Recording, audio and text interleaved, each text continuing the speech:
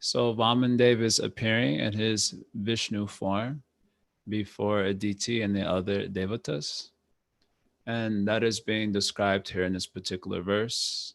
Itam virincha stuta karma virya. So like this, Lord Brahma is glorifying the karma and the virya of Vishnu. Virincha means Brahma. Stuta means to offer the prayers. Karma virya, his activities and prowess, Lord Brahma is glorifying. Who is that he is glorifying? Pradhurbhavu Va. So he who has appeared from Mother Aditi, Adityam. And this person is Amrita Bhu. So Amrita Bhu means, Prabhupada's word to word meaning, whose appearance is always deathless. So Prabhupada's purport is largely based on this particular word, Amrita Bhu, that the Lord's appearance is deathless. So he is reminding us of the Avatar Kata, or the Avatar Tattva. One of the major topics of the Bhagavatam is the Avatar Kata. One of the subject matters that the sages on Naimisharanya are inquiring to understand in a deeper way is Avatar Kata. So in a short way, this Avatar Tattva is given by Bhagavan Sri Krishna in Bhagavad Gita in chapter 4. So he is teaching Arjuna about science of karma yoga in chapter 3. And then in the beginning of chapter 4, he says that this science of karma yoga has come into cyclic succession amongst the saintly kings. Evam parampara praptam imam rajashoyo vidu. In this way, because he is given lists from Vivaswan to Ishwaku to Manu, in this way, this teaching of karma yoga has come into cyclic succession. And I have given it amongst the saintly kings. So Arjuna is curious about this, that Krishna, you are my contemporary. How is it that you have given this to the sun god? He's literally 120 million years old, and you are my contemporary. So how is this possible? And so Krishna begins to answer that question, and in doing so, he delineates the Avatar Tattva in a short form. So that is in Bhagavad Gita chapter 4. So I thought we look at those verses, since this is what Prabhupada is focusing on here. So here in this particular verse, this the 4-6 is Krishna's beginning to answer the question. Actually, it starts in verse 5. Many lives you and I have both passed, but I can remember all of them, but you cannot. So he wants to describe why that is the case. So here in Bhagavad Gita chapter 4, verse 6, he begins to tattva. Ajopi san avyayatma bhutanam ishwaropi san pakritan swam adishtaya sambhavami atmamayaya. So here Krishna is saying, Ajopi. So although I am unborn, so someone may give Purvapaksha. Purvapaksha means basically a counter argument. So you are unborn, that is not special. The jivas are also unborn. Because the jivas are eternal, they don't really take birth. When we say birth, that refers to the birth of the material body. So why is this a special indication? Ajoapi. So then Krishna is also saying avyayatma. Avyayatma means my body is imperishable. So that is the distinction between myself and the jivas. The jivas take on bodies which perish. They go through the vikara. The word vikara means the word vikara means transformation. When one thing changes from one state to a completely other state, that is called as vikara. I guess, I don't know. Yeah, I guess an example will be like the philosopher's stone or the Chintamani gem when it transforms metal into gold. So that is called vikara. When one changes from one state to a complete other state, that is called vikara. And the Supreme Lord is called avikari. So avikari means one who doesn't go through the vikara. So the jivas, their bodies are going through the vikara constantly, actually, on a moment-to-moment basis. Of course, there's birth. And then after birth, what is it? There's birth, there's growth. There's producing byproducts. There's wasting some time in between. That's what people normally call the life. And then there's dwindling, and then there's death. These are the 6 vikaras of the material body. So all the jivas, in their bodies, they go through the vikara. But Krishna is called avikari. Or here in this verse, he's saying avyaya atma. My body is imperishable because it doesn't go through the vikara. So that is the distinction between me and the jiva. So ajo pisan avyayatma. So although I'm unborn and my body is imperishable, and bhutanam ishvaro api, and although I'm the ishra of all those who are born. So the idea here is that someone may give another purva paksha, but we see you taking on different bodies in the different species of life, like devatas, human body, also mammal bodies, the avatars are coming. But Krishna wants to say, yes, I am the Ishra. So my taking these forms are not due to karma. Unlike the jivas, when they take on their different forms, because jivas also take on these different forms, right? As devatas, humans, and the lower species even, like boar and turtle and fish. But they're taking these bodies because of their karmas. But Krishna is the Ishra, so it is not due to the karmas of Krishna. He doesn't have any karmas that he is taking these positions. He is the Lord of all these jivas, and he is the Lord of daiva, or the karmic reaction. So it has no influence on him. So his position is unique. That is the point here that he's saying.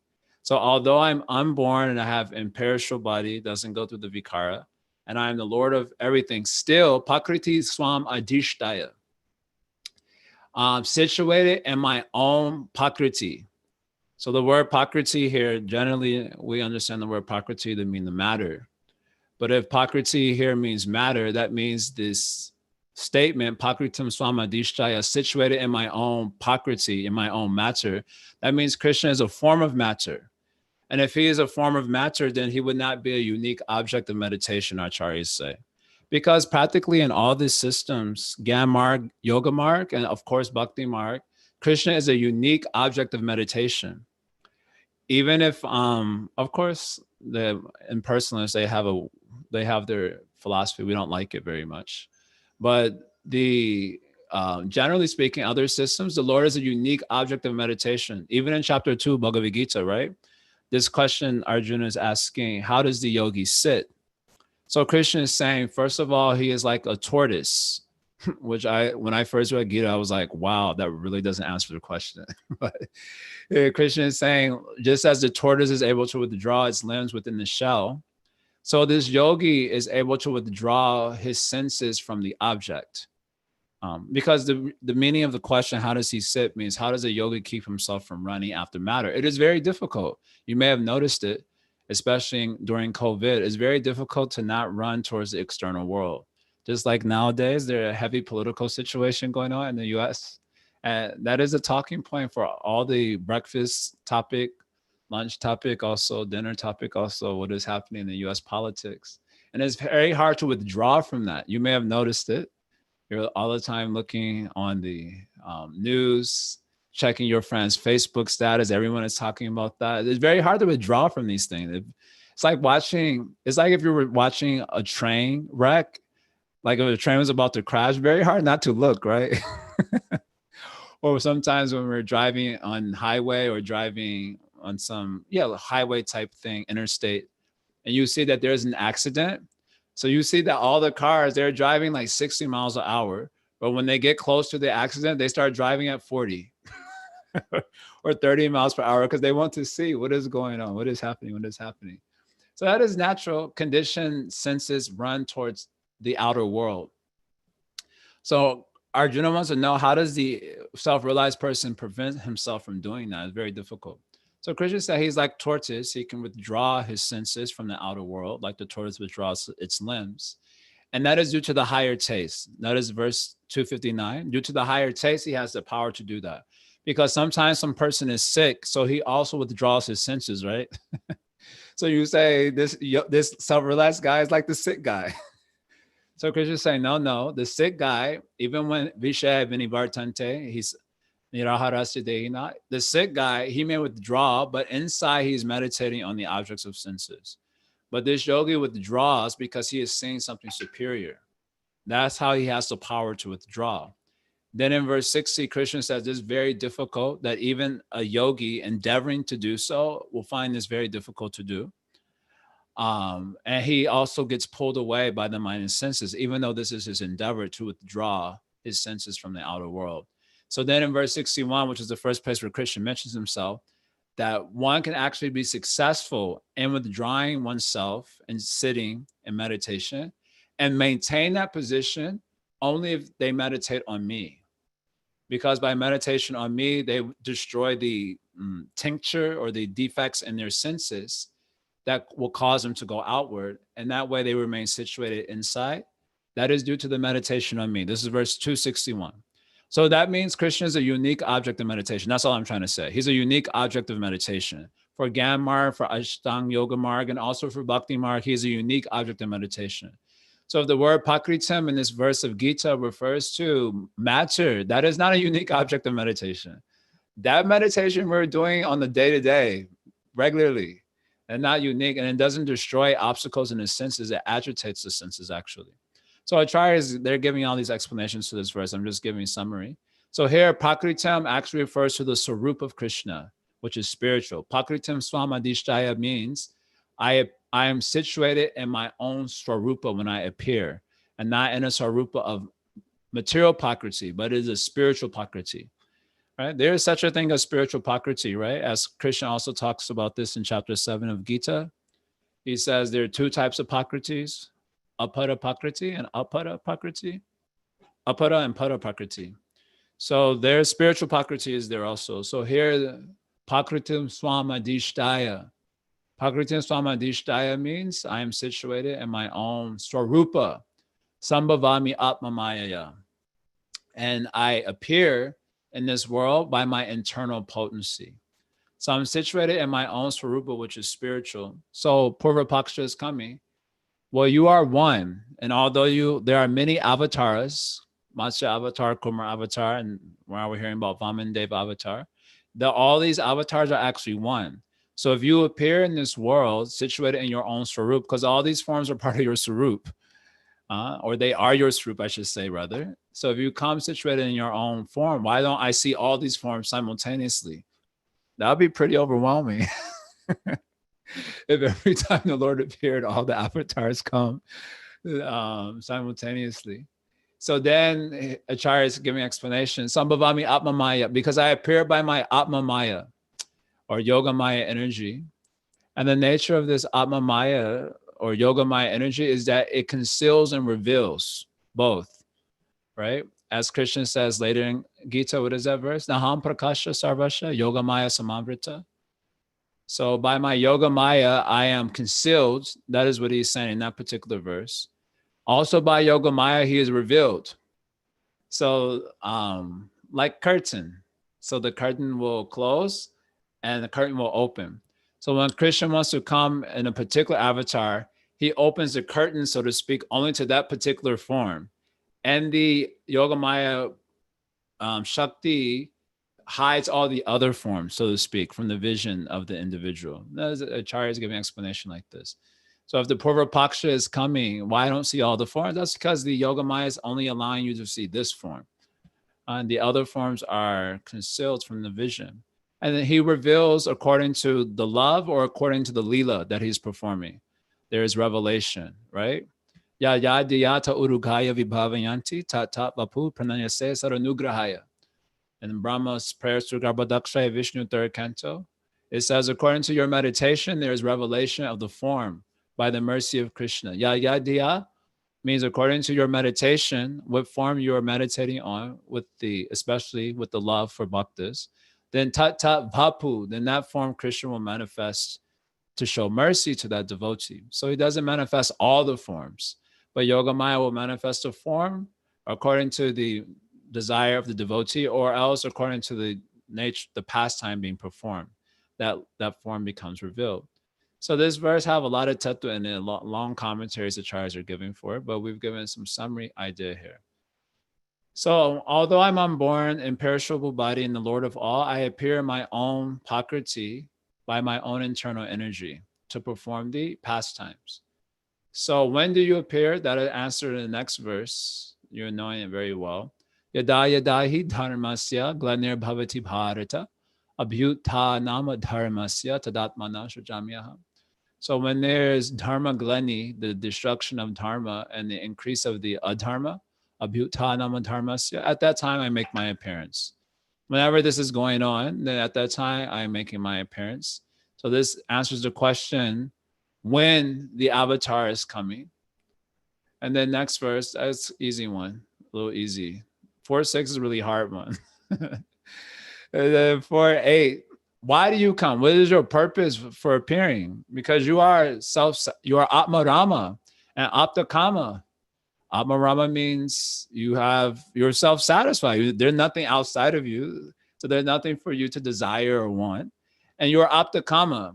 Even if you have something to desire, it is immediately fulfilled. Apta Kama. So what do you do if you come? It's like if you were to actually meet such a person, like an Atmarama, I always imagine if you meet like some like real heavy Atmarama guy who's not a bhakta, particularly who's not a bhakta, then you talk to him, he has no need for conversation. You try to offer him something, he has no need for that also. Like nothing. There'd be like no reciprocation.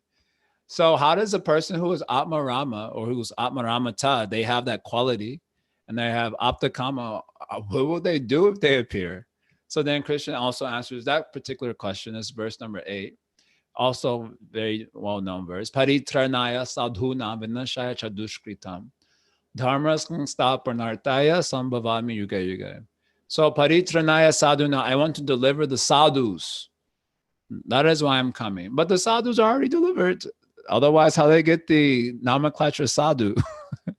If they're not delivered, they are not sadhu. So they are already delivered. So what is the meaning here? So Sri Vishwanath is giving very nice comment to this. The sadhus, they are already Brahma Bhuta Prasanatma, na shochati na kankshati. They're self-realized. They are Prasana Atma. They're already fully joyful. Nothing to lament, nothing to desire. But in bhakti, they have separation from Krishna. And they are feeling bereft of Krishna if they don't see him. Just like every day we are praying Damodarashtakam prayer, right? And so Satyavrat Muni is saying, I do not desire moksha, varam moksha. This verse is coming. I don't desire the moksha. I don't desire to even understand Paramatma. I just want this vision of your Bal Gopal Leela to be situated in my mind on a moment-to-moment basis. So if they don't see that, they begin to cry. All right. Idams temukam. What is that? Idams tu temukam chayanta nilai. Vritam kutan lai shnigda raktesha gopya.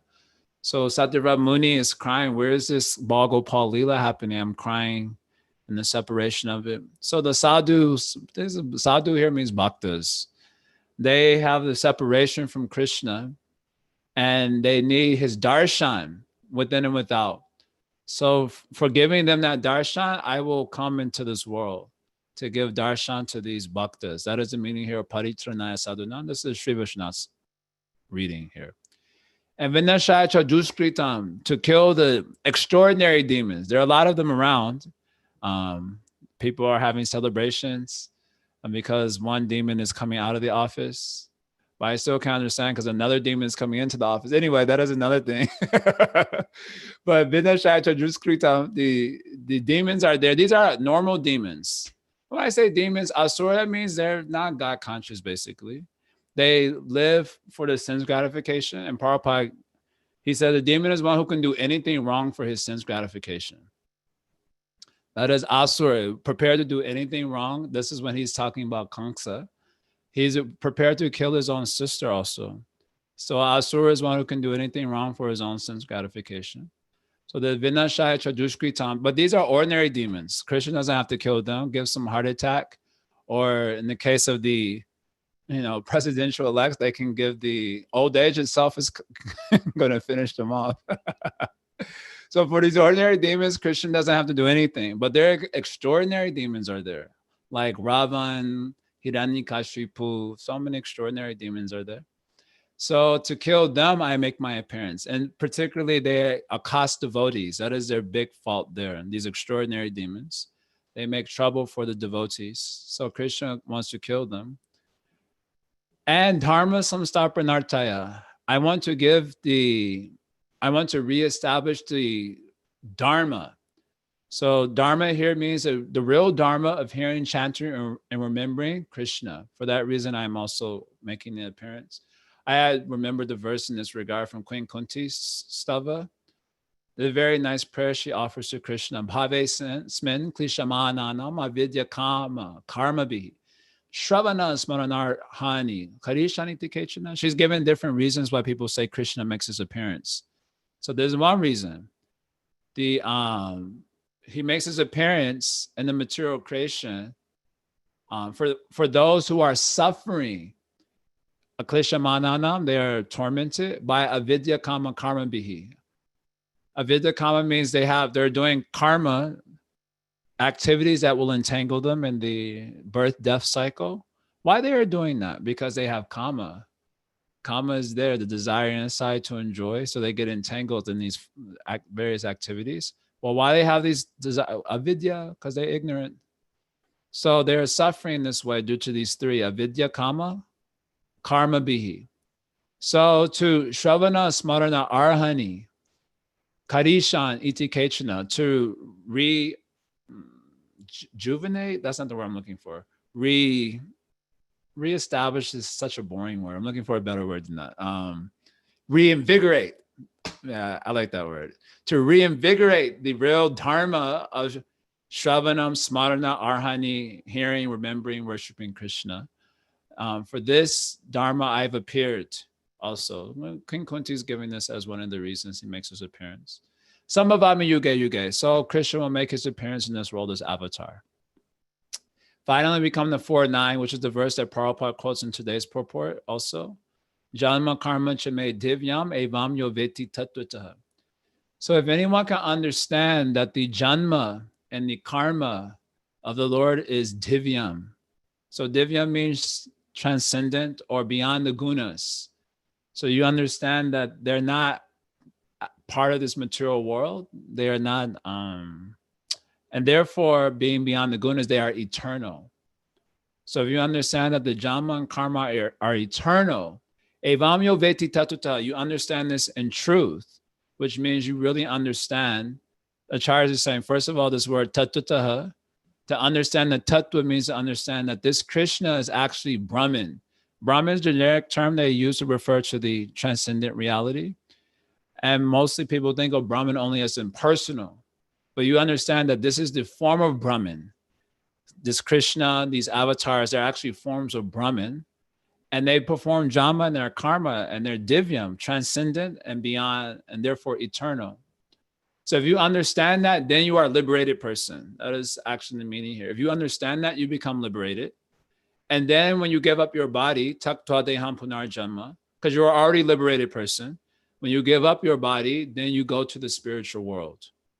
So basically, even to this day, especially in India, of course, this is like practically the main sadhana of people. I mean, I don't know if they think of it as a sadhana, but basically, even in India today, they will do these Bhagavat Saptahas. They're still very, very popular. And the conviction here is that just if you can understand the tattva that underpins the lila of the avatars, that alone can give you the liberation. And when you live your body in such a liberated state, you can attain the spiritual world. So just hearing these stories of the avatars and trying to understand them in truth is actually a sadhana. There needs to be no other sort of practice, so to speak. Just do this sadhana only of hearing the stories of Krishna and, of course, trying to understand the tattva that underpins them. I'll share one other verse here in this regard, shared by our acharyas here. A very nice verse. This is from Gajendra Moksha Lila, where he's offering the prayers to Vishnu. So, na vityate yasya chak janma karma va, na nama rupe guna dosha eva va, tatapi lokapyaya sambhavayaya, swamayayatan nyanukalam richati. So the verse is saying, for navidyate yasya, for Bhagavan, there is no janma karma va, na nama rupe gunadosha evava. For Bhagavan, there is no janma, there is no karma. Now Krishna is just saying, right? Janma karma chame divyam. But here, Gajendra is saying, for the Bhagavan, there is no janma, there is no karma, there is no nama, there is no rupa, there is no guna, and dosha. Dosha means fault. So there's no birth activities, no name, no form, no qualities, no faults. Tatapi, however, loka apyaya sambhavayaya. However, for the purpose of creation and destruction, yaha means Bhagavan, richati, he accepts. What does he accept? He accepts janma, karma, nama, rupa, guna, dosha. He accepts these anukalam, perpetually. Because when you say he accepts, that means it wasn't there before and then he accepted it at a certain point. So anukala means actually perpetually he accepts, which means eternally he's doing these things by his own swamaya, by his own maya, which here means the internal energy. So obviously there's absolutely no time to discuss this particular verse. It has huge commentaries to them. Unfortunately, I read them thinking like, yeah, I can discuss some of these points, but I'm like, this too, we need seminar on these verses. But basically the idea here is that it's a contradiction. On the one hand, Gajendra is saying he doesn't accept these. He's without these. And then on the other hand, he says he takes these perpetually. So that is a contradiction. So the way it is explained is that, again, I gave a definition of vikara. So janma is the first vikara that takes place, right? The birth. And then karma is a vikara because it has a beginning activity and then an end point. These are also vikaras. The name means a signifier of an object, that it signifies an object, but it is in a sense different from the object. It's not the same as the object itself. That is called nama. And then rupa means that by which you can perceive the form or the color, the qualities of something. Guna means the qualities of an object, and dosha means their faults. So this is in the conventional sense, the meaning of these words. So in the conventional sense, Krishna does not have these things. But in the scriptures, there is so much discussion of his nam, rupa, guna, lila. That means he has these things, but in a trans-conventional sense, he has these swamaya and his internal energy are part of his swarupa. So these material things are rejected in God, but the spiritual things are accepted because Shastra is itself telling about it. That is the only way you can understand it, because none of us have ever seen a spiritual name or a spiritual form. Like, have you ever seen a form Satchidananda? Rupam, you have seen? Nama Ishwaram Satchidananda. Who has seen a Satchidananda Rupam before? It's a little difficult. How do you see such things? So we have not seen. So the tendency is to think that such things do not exist. Name, we only have experience of material name. So we say spiritual is without material, therefore there must be no name. But Shastra is saying, no, there's no material name, but there is spiritual name. There's spiritual form, there's spiritual qualities, but we have no experience of that. So we come to know of it is only through the Shabda. So you have to understand all these things in truth to become liberated. If one comes to understand these things in truth, you become liberated, you become delivered. So back to today's verse, this form of Vishnu is Amritabhu. So Amritabhu is carrying all this. Purport is saying from Prabhupada's commentary that even though he's making an appearance, it is a deathless appearance, whose appearance is always deathless. That cannot be said of any other form. So it is a unique form.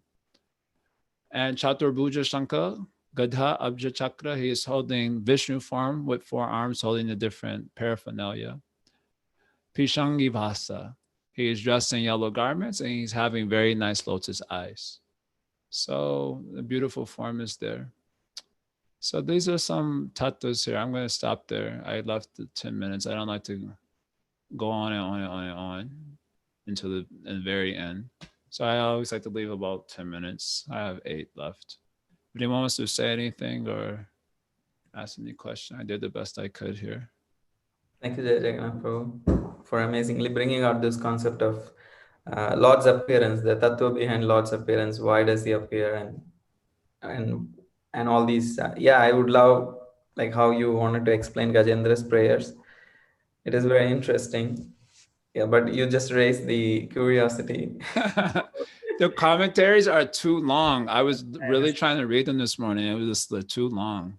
Everyone will immediately sleep. And also the verse that you showed had an interesting one. The second verse, it says Arupaya and Ururupaya. True. Like no form and you have many forms. True. I'm pulling up. Yeah. So as what you're saying, like no material form but many spiritual forms. So it's Yes. interesting verse. Thank you so much for adding this beautiful tattva to the Lord's appearance this morning.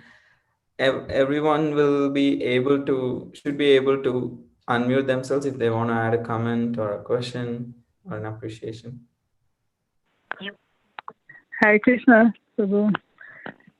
Yeah. Yeah, I'm referring to that part of your lecture where you said that you were comparing, the small demons of today, like, The president-elect. It's okay. We can say it exactly. without fear. Without the fear.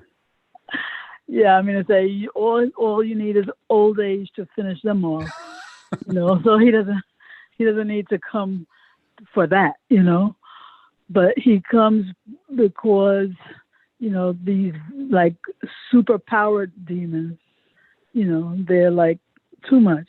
But I'm thinking that, even for those, he doesn't even need to bat his eye if he wants to take care of them. So I was thinking that, not even big demons would be a reason for him to come. It's not the main reason. Actually, Krishna, his lila is due to joy only.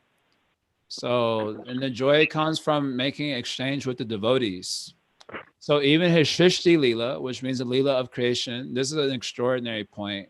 I mean, almost hard to believe. But Jiva Goswami says, even for Shrishti Lila, the Lila of creation, that is done only for the devotees. And what type of devotees? The sadhakas, who have yet to attain the sadhya. They have not yet gained the sadhya. So he performs the creation to give them the bodies by which they can continue to pursue the sadhya and get it. For that reason, only even Shrishti Lila is being done. And he says the creation itself is like incidental to that purpose.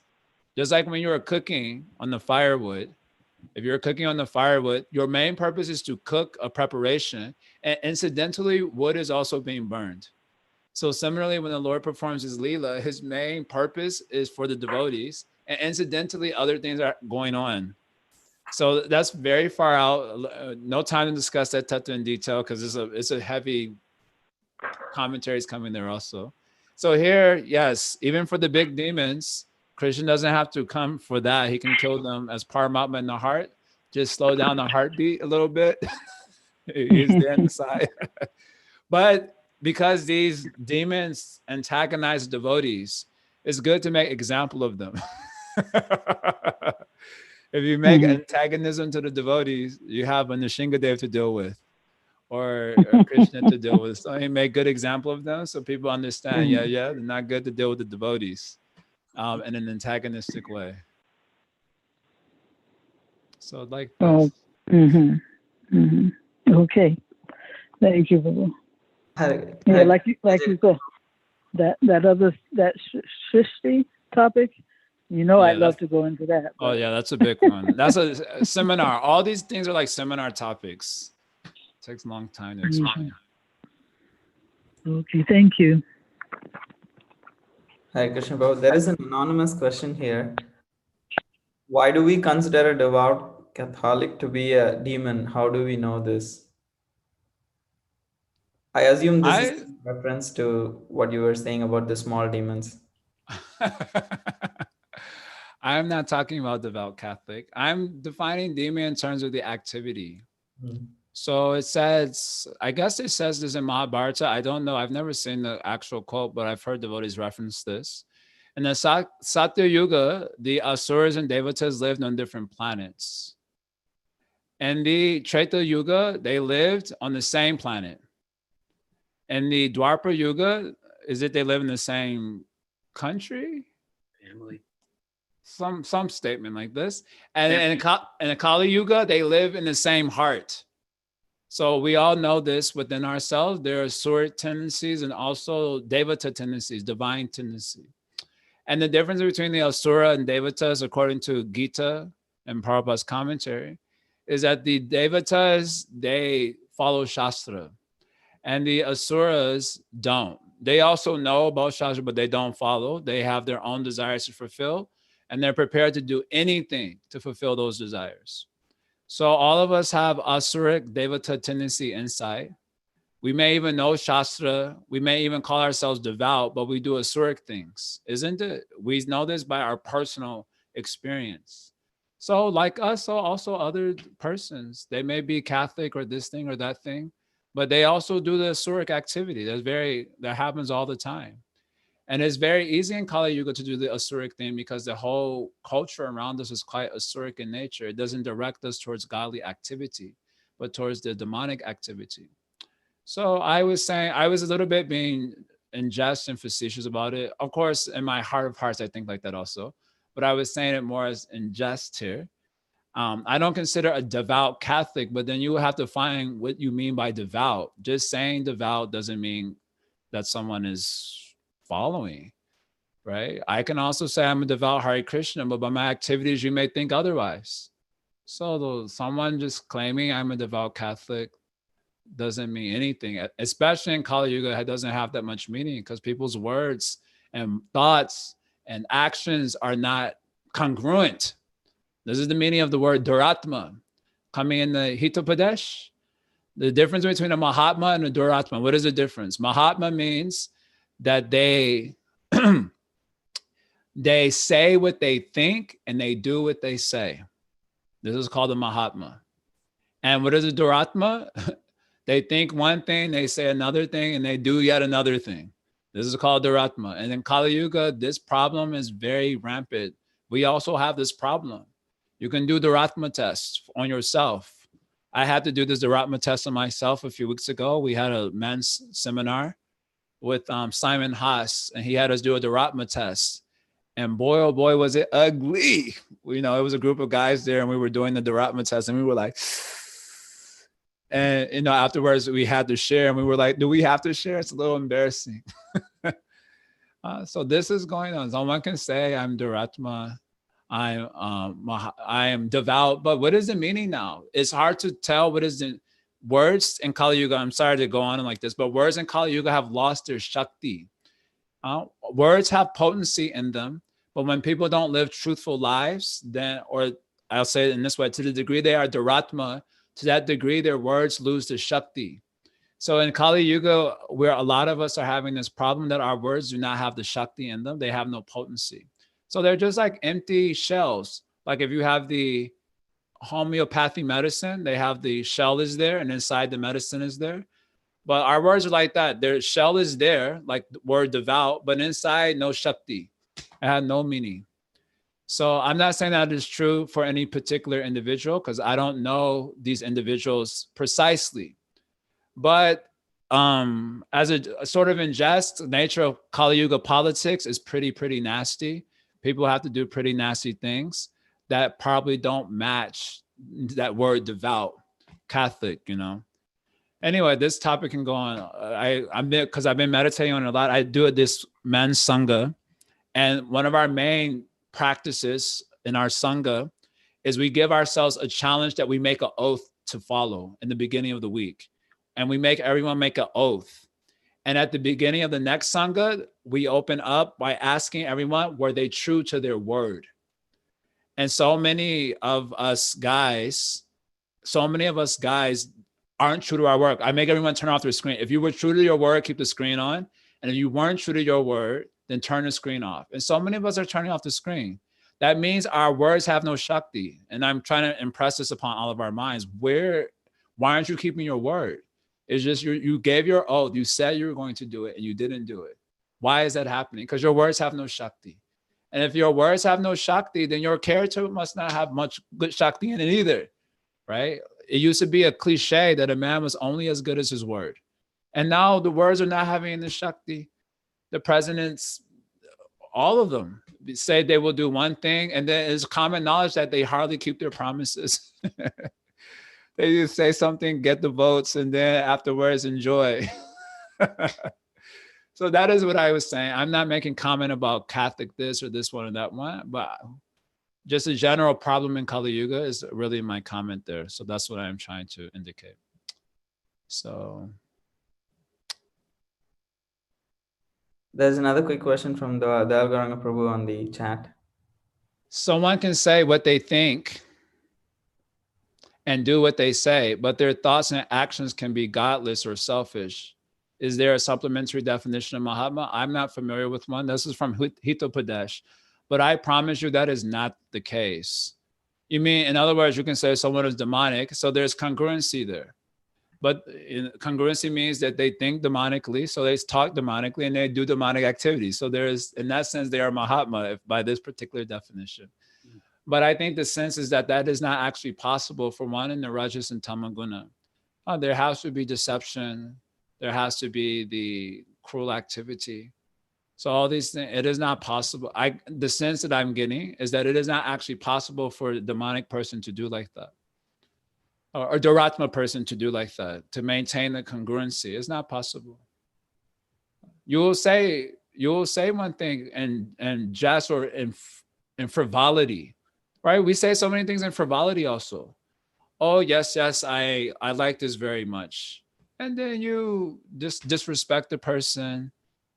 There is no question that a Duratma can maintain congruency in these things. It takes a pretty profound level of truthfulness to do that.